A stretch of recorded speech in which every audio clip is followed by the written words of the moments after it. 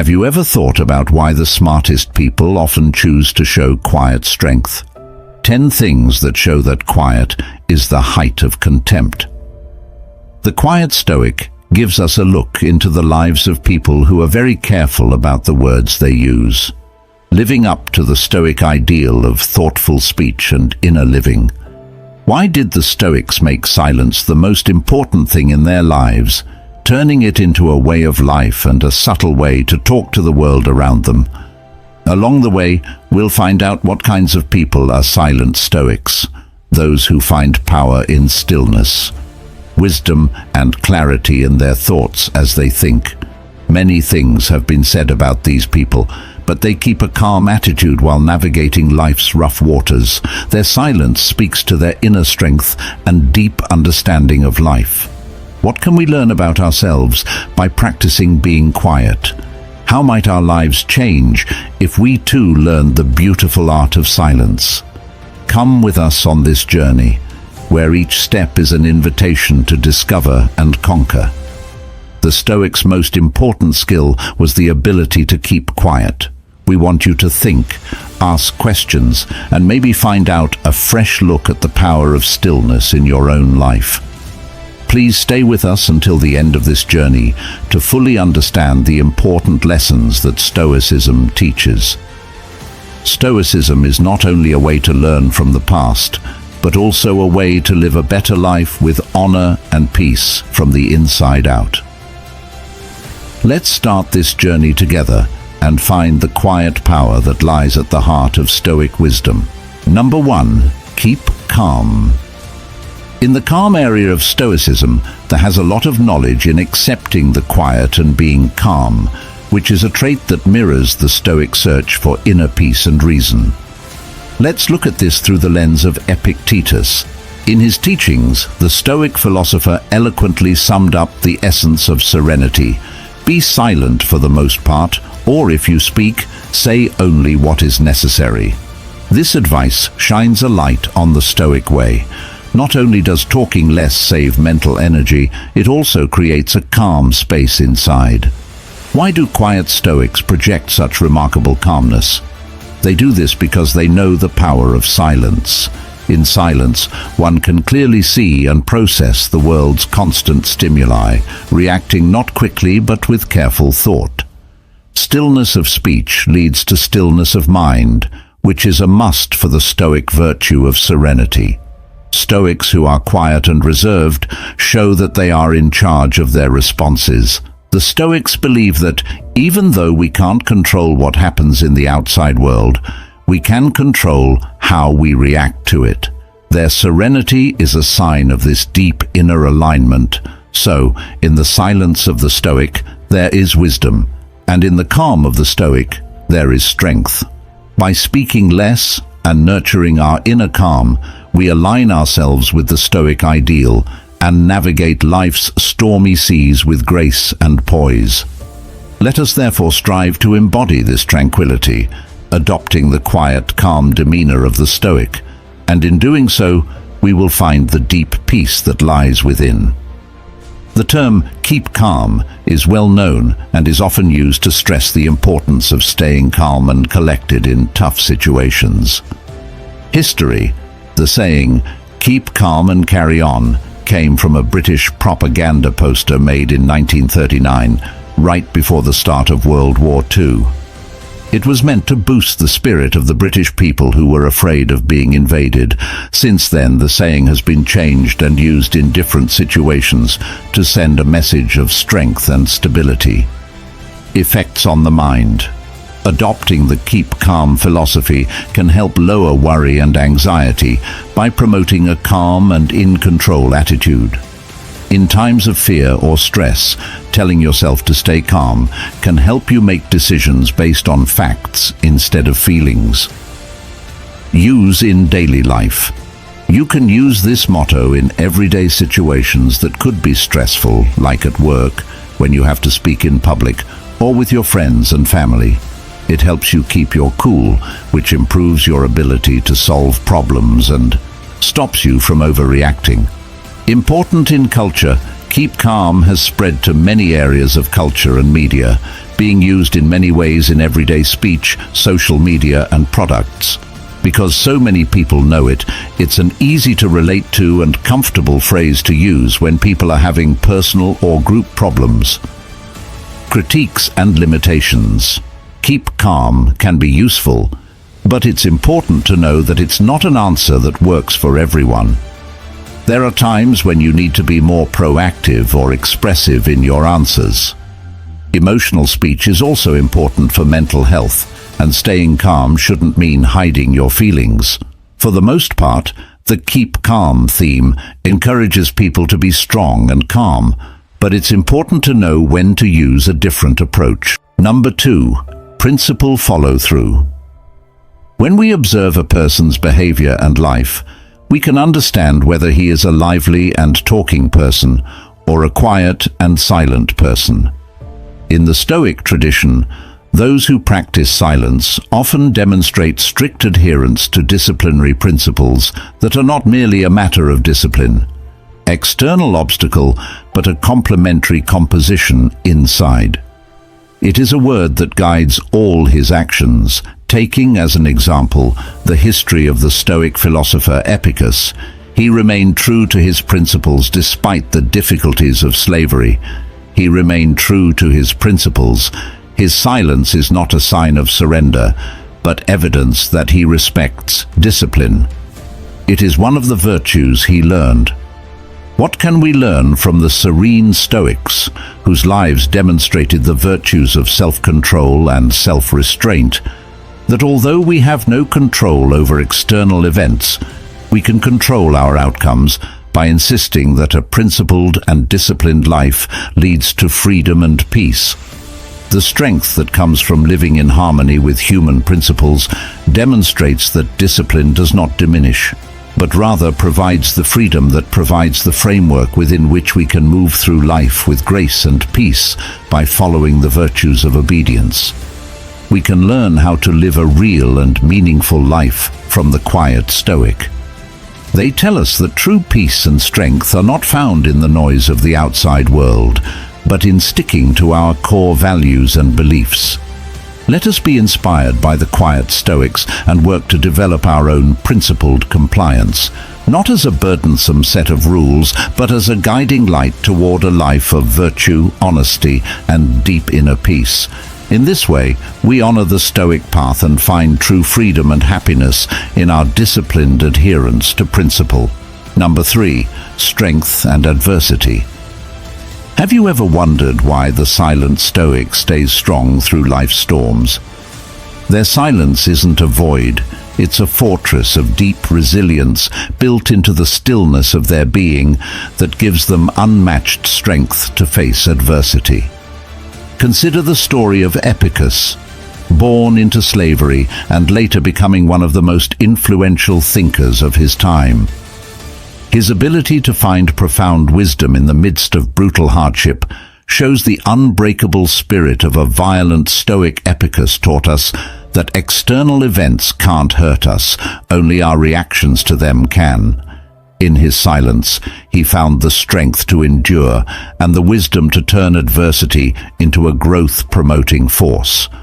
Why do people who speak less often show such resilience in the face of adversity? Because they are quiet, they build a strong connection with themselves that outside forces can't shake. They learn in the stillness of their reflection that they have the power to choose how to deal with life's challenges, a realization that fills them with unbreakable resilience. Let us be inspired by the silent Stoic and use the power of silence to strengthen our resilience when we face problems. Remember the silent strength of Epictetus and ask yourself how you can use this challenge as a chance to grow. By adopting the Stoic practice of speaking less and reflecting more, we can find a source of resilience within ourselves that gives us the strength to handle life's challenges. Not only with patience, but also with the style and knowledge of a real Stoic. Understanding adversity. Adversity is when we face things that are hard or unpleasant and put our mental, emotional, or physical health to the test. It can come in many ways, such as loss of a loved one, money problems, health crises, and problems in society. Realizing that problems are a normal part of life is a key part of becoming resilient. Making things stronger. Being resilient means being able to get back up after something bad happens. It means getting tough mentally, keeping a good attitude, and being able to deal with problems. Mindfulness, asking for help from family and friends, and learning from mistakes are all things that can help you become more resilient. What support systems do? Having a strong support system is very helpful when things are going badly. In this group are relationships with family, friends, mentors, and trained counselors. Support systems offer emotional comfort, useful information, and sometimes a fresh look at a tough scenario, getting stronger through hardship. Problems and challenges can often help us grow as people. Dealing with and getting through problems can help you learn more about yourself, care more about other people, and enjoy life more. People sometimes talk about this idea as post-traumatic growth. Keeping up hope and positivity. Keeping a hopeful and positive attitude is very important when you are going through hard times. Being positive can help you deal with stress and come up with better answers. Setting small goals that you can reach, being grateful, and thinking about the future are all things that can help you keep a good attitude. In order to get through hard times well, this lesson stresses how important it is to recognize problems, build resilience, get help, learn from them, and keep a good attitude. Number 4, get rid of distractions. There is a deep trait among those who choose the path of silence, getting rid of distractions. Picture the serene figure of Epicurus, a Stoic philosopher whose life was a testament to the power of focused simplicity. Despite being born into slavery, Epictetus's Stoic demeanor and his commitment to a life free from the unnecessary clutter of the mind and environment made him stand out as a beacon of tranquility. Why did quiet people like Epicurus stress getting rid of distractions? Because they knew how important it was to focus on what really matters: virtue, wisdom, and inner peace. In their world, every unnecessary distraction was seen not just as an annoyance, but as a barrier to the cultivation of a deep reflective. By shedding these unnecessary layers, they were able to connect more deeply with their inner selves and the universal truths of life. Let's learn from the silent Stoics. They teach us that by getting rid of distractions, we're not only making our lives easier on the outside, but we're also making room for our inner journey toward wisdom and self-discovery. It's not about giving up things just for the sake of giving up them. It's about making a space where our true selves can grow without being stifled by the constant noise of the world. That's why I invite you to join this Stoic practice. Let's try to get rid of distractions, not only in our physical spaces, but also in our minds. By doing this, we honor the legacy of Stoic philosophers like Epicurus and pave the way to a life of purpose, clarity, and deep inner peace. Distractions can make it hard to concentrate and get work done, whether you're at work, studying, or just relaxing. Managing and reducing distractions is important for staying focused and getting things done quickly. Here's how to get rid of distractions for good. Figure out what's distracting you. The first thing you need to do is figure out what is distracting you. Social media, emails, noisy places, and personal gadgets are all common things that can distract you. Once you know what these are, you can control them in a certain way. Set up a dedicated workspace. Having a place that is organized and only used for work or studying can train your mind to concentrate when you're there. Make sure this space is clear of junk and other things that might catch your eye. Be smart about how you use technology. Technology can be a distraction, but it can also be used to help you focus. During work hours, use apps that block busy sites or put your phone on Do Not Disturb mode when you need to concentrate. Plan breaks. To avoid getting burned out, it's important to make plans for regular breaks. Focus on something for 25 minutes and then take a 5-minute break. This is called the Pomodoro technique. Fix any personal problems that are bothering you or just take a break.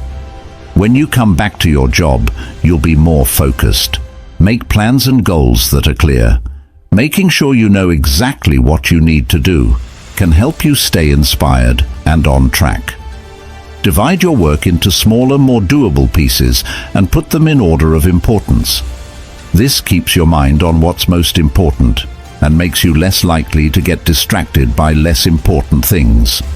By using these tips, you can make your space more focused, which will help you get more done and reduce the effects of distractions. Number 5. Inner strength.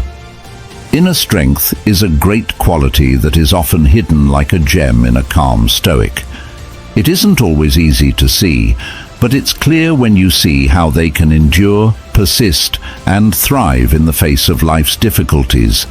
This deeply ingrained trait in the philosophy of Stoicism is not about showing how strong you are through words, but through your deeds and your unwavering determination. People who practice the Stoic virtue of speaking less often use their inner strength in a deep and powerful way. They know that the loudest statement is often made in silence, not with words, but by showing strong persistence and endurance. Their strength is not a noisy gale, but a steady breeze. They face problems not with a roar, but with a quiet, unwavering resolve. They know that life's problems are not obstacles meant to break them, but fires meant to make them stronger, using obstacles to help you grow and learn more about yourself. This inner strength gives them the serene confidence to handle life's ups and downs, knowing that their core stays the same. We can learn from this Stoic example of inner strength by building our resilience, facing our trials with a quiet determination, and finding our center of peace amidst the storm. This will help us tap into a source of power that is both tranquil and powerful. So let us embrace this Stoic trait of inner strength, knowing that true fortitude doesn't always come from fanfare, but often lies in the quiet depths of our being, helping us to endure, persist, and ultimately thrive. You are already halfway to becoming superior to others. I have another challenge for you. Please like and share this video. Comment. I want to continue. Let's continue. Continue our journey today. Number 6. Depth of knowledge. The silent Stoic is a model of calm and thoughtfulness, and they have a huge amount of knowledge. Their silence doesn't mean they don't know anything. It means they are full of insight, experience, and understanding. In their stillness, you can feel how much they know, which shows how dedicated they are to finding wisdom and truth. Think about the famous Stoic philosopher Seneca, whose deep thoughts and introspection have been echoed throughout history. Through the ages, his works, which are full of wisdom, show that he liked to think about things. Careless speech that shows that real knowledge often lives in the world of silence. Sebastian's life shows how one can develop deep understanding and clear thinking in the peace of their own mind, away from the noise of the outside world. The silent Stoic shows us that depth of knowledge isn't just about gathering facts. It's about weaving wisdom into our very being. It means paying close attention, listening carefully, and thinking deeply in their silence. These Stoics have a conversation with their inner selves about the complicated parts of life and existence. They come up with insights that are like the stillness and clarity of a pond, which was influenced by the silent Stoic. Accept the quiet path to learning more.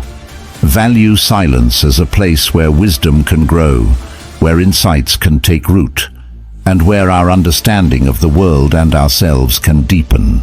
By doing this, We honor the Stoic path of seeking truth and wisdom, not through the noise of words, but through the deep clarity that comes from thoughtful silence. The depth of knowledge, DOK framework, was created by Dr. Norman Webb to organize tasks based on how much thinking is needed to finish them. It helps teachers understand and use a wide range of learning methods, from easy ones like remembering things to more difficult ones like thinking and planning. Levels of DOK. Level 1. Recall and reproduction. Tasks need you to remember facts or follow easy steps over and over again. For instance, remembering words or doing simple math tasks are examples.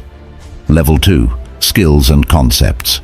Some tasks require you to make choices and use your skills in new ways. This could mean putting things in order, comparing and contrasting them, or figuring out what the data means. Level 3. Strategic thinking. The tasks need you to use data, reason, and plan. One example is solving problems with more than one step, where some solutions need to be justified, or where decisions and steps need to be explained. Level 4. Extended thinking. Tasks need complicated reasoning, planning, and more time to look into them. Projects that need to come up with hypotheses and do in-depth studies are examples. Use in education. DOK levels help teachers make lessons that meet a range of students' cognitive needs and make sure that students don't just remember things, they also use and interact with what they've learned in a deeper way. Aligning assessments. When teachers match assessments with the right DOK levels, they can get a better idea of how much their students understand and how well they can do tasks that vary in difficulty. This alignment makes it easier to make tests that test students' higher-order thought skills. Strategies for teaching. DOK levels can be used to build on previous lessons, starting with simple concepts and progressing to more difficult ones. This steady rise in difficulty helps students build their confidence and skills over time. Problems and restrictions. DOK is a good way to think about how hard a job is, but it doesn't look at all parts of learning, like how interested or emotionally involved a student is in the material, or how the situation affects them. To give students a more complete education, teachers are told to combine DOK with other educational ideas and frameworks. By making sure that tasks and tests cover a range of cognitive demands, the depth of knowledge framework can help teachers and students do their jobs better. This is because it helps students learn and understand things more deeply. Number 7. Non-judgment. In the quiet reflection of Stoicism, there is a deep quality that people who choose their words carefully, they don't judge. Through their stillness and awareness, Stoics accept that everyone has their own unique path filled with trials and lessons. This acceptance is not based on indifference, but on a deep understanding of our shared human condition. For example, Marcus Aurelius was a Stoic philosopher and Roman emperor who, despite his power, practiced non-judgment fervently. He often wrote in his meditations about seeing others with compassion and understanding, knowing that, like him, they were doing what they thought was right based on their own nature and knowledge. This view gave him the ability to approach others with understanding and patience instead of condemnation or judgment. What can we learn from this Stoic trait of not passing judgment? Not judging others frees us from constantly judging and reacting to their actions, which makes us more humble and encourages us to treat others with the same kindness and understanding that we would want for ourselves. This trait also promotes inner peace because it frees us from the stress of constantly judging and reacting to others' actions. By practicing non-judgment, we not only improve our relationships, but also grow as people, developing virtues like empathy, patience, and understanding. Let us be inspired by the quiet Stoics and Marcus Aurelius and try to see the world through a lens of non-judgment. By doing this, we will be more in line with the Stoic ideals of virtue and wisdom, which will lead to a more peaceful and kind life for ourselves and those we interact with. Number 8. The way to listen deeply. Why does the smart Stoic listen more than they speak? This technique, which comes from Stoicism, is called the art of deep listening. It's more than just listening, it involves understanding and empathy as well. Stoics know that listening deeply can help you understand not only what someone is saying, but also who they are. Think about the Stoic sage Musonius Rufus.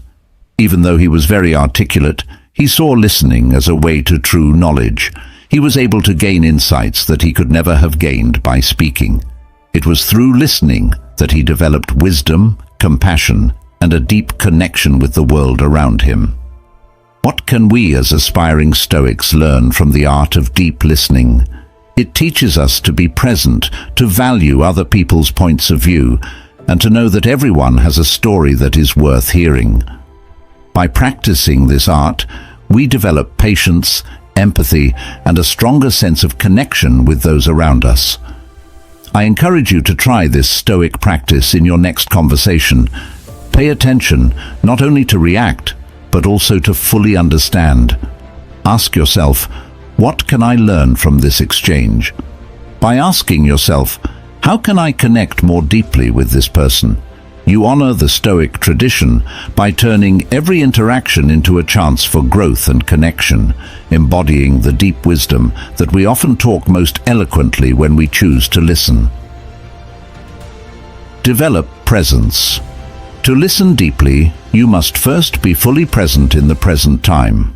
Putting aside physical, like smartphones, or mental, like stray thoughts, distractions, is what this means. The person and what they have to say should be the only things that matter. Being aware is needed for this, and you can improve it by making eye contact, nodding, and using your body to show that you are paying attention. Don't judge. If you want to listen deeply, you need to put aside any opinions or ideas you already have. When you have an open mind, you can really hear what the other person is saying without letting your own assumptions or biases get in the way. This doesn't mean you have to agree with everything that is said, but you should give the person a chance to say what they really think.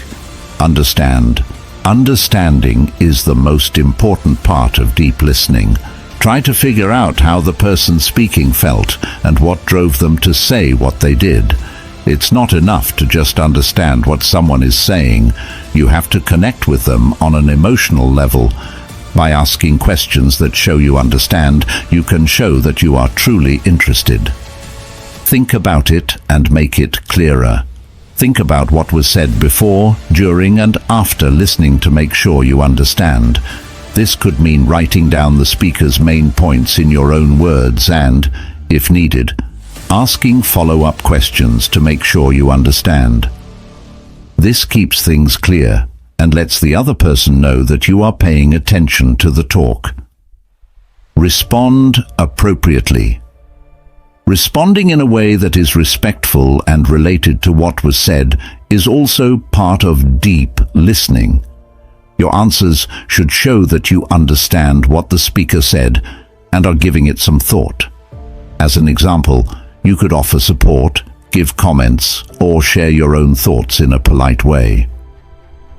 Deep listening is a powerful conversation skill that means really paying attention to what someone is saying so you can understand not only what they are saying, but also how they feel and what they want to say. Being present, patient, empathetic, and attentive are all things that are needed. You can build stronger bonds, solve problems more effectively, and learn more about other people's thoughts and feelings by listening deeply. This skill is very useful in personal relationships, the workplace, and other places where talking to people in a relevant way is important. Number 9. Humble. Have you ever noticed that people who don't talk as much give off a quiet sense of humility? In the Stoic culture, this isn't just a coincidence. Stoics who are quiet show humility not just on the outside, but as a deep-seated virtue that shows what they believe. They know that wisdom isn't about proving your presence through words, but about embracing the vastness of what you don't know. Take Kay the Younger as an example. He was a Stoic who lived his life with an amazing blend of courage and humility.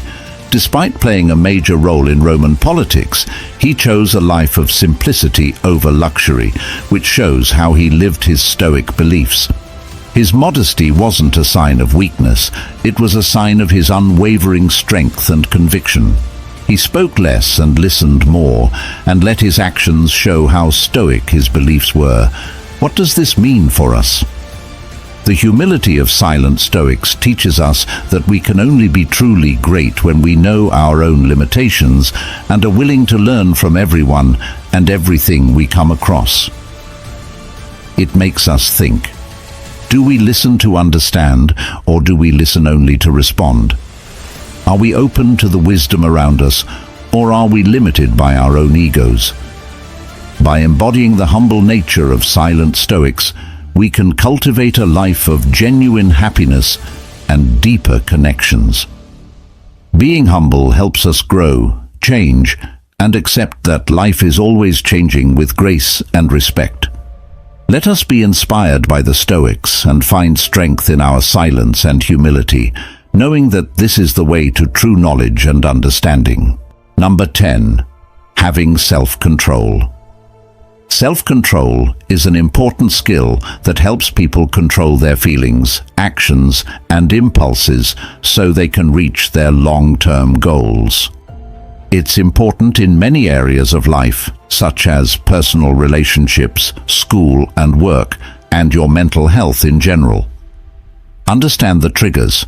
To start, figure out what feelings, events, or people make you act without thinking. You can control yourself if you are aware of it. Knowing what makes you act on impulse can help you get ready for these situations and maybe even avoid them. Create coping strategies. Once you know what sets you off, come up with good ways to handle them. One way to do this is to take deep breaths, go for a walk, or talk positively to yourself. Mindfulness and meditation are two other techniques that can help you stay calm and in control.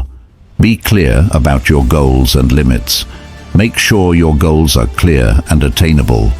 This will help you stay on track and complete your tasks.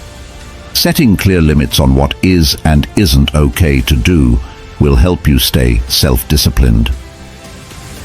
Learn to delay gratification. Learn to hold out for a better prize.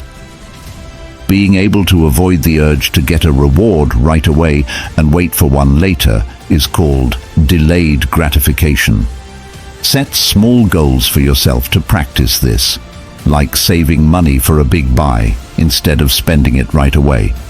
When you need help, ask for it. You don't have to work on your self-control by yourself. Help, advice, and responsibility can come from friends, family, or professionals. Talking about problems with other people can sometimes give you new ideas and ways to solve them. It's not enough to just deny yourself pleasures or fight temptations. You also have to be aware of how you're reacting to your feelings and wants and control them. Controlling yourself well can help you live a healthier and more happy life. They can handle disagreements better, control harmful or impulsive urges, and keep their eyes on long-term goals. Self-control is a skill that can be learned and improved over time with practice and care. It is a key factor in both personal and professional success. Stoic silence isn't just not saying anything. It's a deliberate practice that shows they have control over themselves. Stoic people know that every word they speak has meaning, so they exercise self-control by choosing their words carefully. Marcus Aurelius was a Stoic emperor who, despite the stresses of being in charge, found peace and strength in his reflective silence. His deeply personal writings show a man who was truly committed to self-control and not easily swayed by changing feelings or the upheaval of outside events. He used his silence to control his thoughts and feelings, turning them into good actions and wisdom. What lessons can we learn from these calm, quiet Stoics? Their behavior shows us how important it is to think about ourselves and how powerful it is to give thoughtful answers. They make us think about whether we are in charge of our words or whether our words are in charge of us. Are we aware of how our speech affects us and those around us? By practicing self-controlled silence, like the Stoics, we can live a more thoughtful life where our words match our actions and beliefs. This practice not only helps us grow as people and find inner peace, but it also makes our relationships with others better, which lets us deal with the world in a more meaningful and deliberate way. We recently learned about the 10 traits of a quiet Stoic. As we end this meaningful journey today, let us carry with us the deep insights we've gained. The quiet Stoics' deep reservoirs of silence teach us that true wisdom often speaks in hushed tones. Their traits, which are a mix of introspection, resilience, and discernment, guide us toward a more measured and meaningful existence.